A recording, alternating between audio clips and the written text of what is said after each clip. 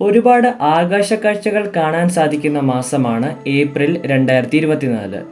സമ്പൂർണ്ണ സൂര്യഗ്രഹണം കാണാൻ സാധിക്കത്തില്ലെങ്കിലും ചെകുത്താൻ വാൽ നക്ഷത്രം, പുതിയ നക്ഷത്ര വിസ്ഫോടനം എന്നീ അപൂർവമായി നടക്കുന്ന സംഭവങ്ങൾ കാണാം. ഇവയെപ്പറ്റിയുള്ള വീഡിയോ ഡിസ്ക്രിപ്ഷൻ ബോക്സിലും കമൻറ്റ് ബോക്സിലും കൊടുത്തിട്ടുണ്ട്. എന്നാൽ ഇതുകൂടാതെ ഈ മാസം, അതായത് ഏപ്രിൽ 11-ാം തീയതി മറ്റൊരു ഗ്രഹസംഗമം കൂടി കാണാം. സൗരയൂഥത്തിലെ ഗ്രഹങ്ങളായ ചൊവ്വയെയും വളയമുള്ള ഗ്രഹമായ ശനിയെയും ആകാശത്ത് വളരെ അടുത്തായി കാണാൻ സാധിക്കും. ഈ രണ്ട് ഗ്രഹങ്ങൾ തമ്മിൽ അടുത്തു നിൽക്കുന്നതുപോലെ ഭൂമിയിൽ നിന്ന് കാണുന്നതിനെ ഗ്രഹസംഗമം അല്ലെങ്കിൽ കൺജക്ഷൻ എന്ന് പറയുന്നു.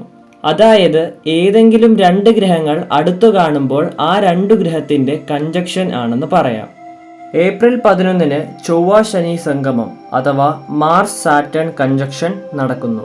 ഈ കൺജക്ഷനെ പറ്റി അറിയുന്നതിന് മുൻപ് ഈ രണ്ടു ഗ്രഹങ്ങളെ പറ്റി നോക്കാം. ഒന്നാമതായി ചൊവ്വ.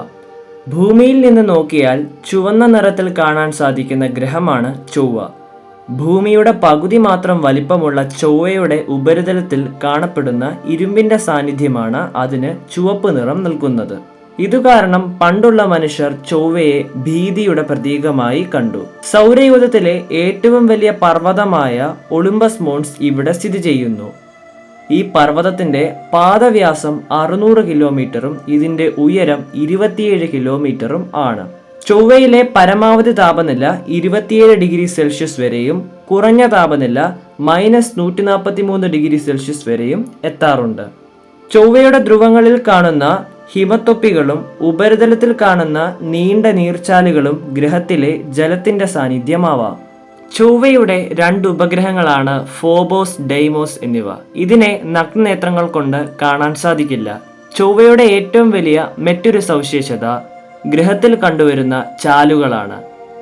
ഒരു കാലത്ത് ഗ്രഹത്തിൽ സമൃദ്ധമായി ജലമുണ്ടായിരുന്നുവെന്ന് സംശയിക്കത്തക്ക തെളിവുകളാണിവ.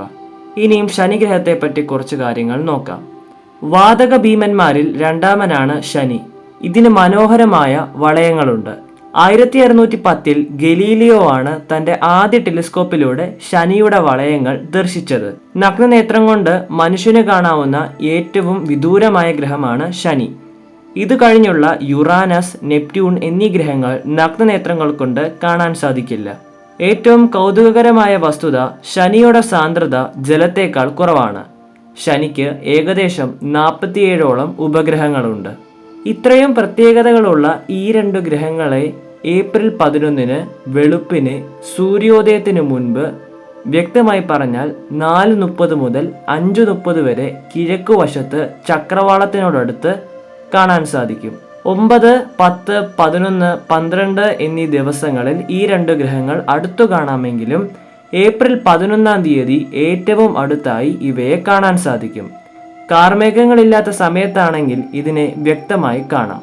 ഈ വീഡിയോ ഇഷ്ടപ്പെട്ടെങ്കിൽ തീർച്ചയായും ലൈക്കും സബ്സ്ക്രൈബും ഷെയറും ചെയ്യുക.